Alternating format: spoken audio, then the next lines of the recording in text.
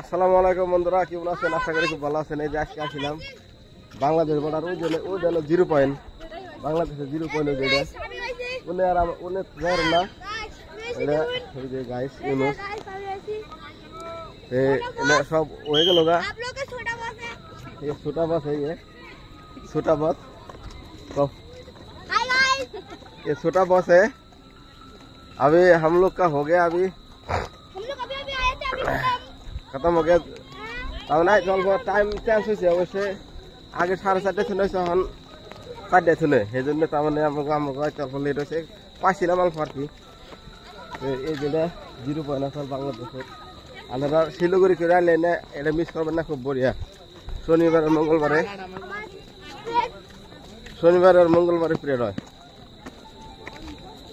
এই যে কাটাতারে বেড়া বড়িয়া। ঠিক আছে गाइस,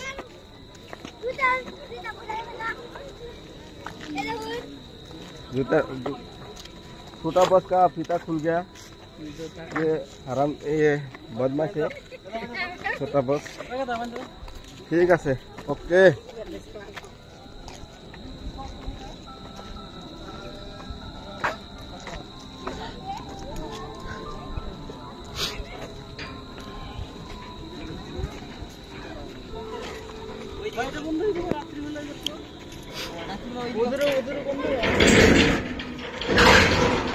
गेड़े तो पाई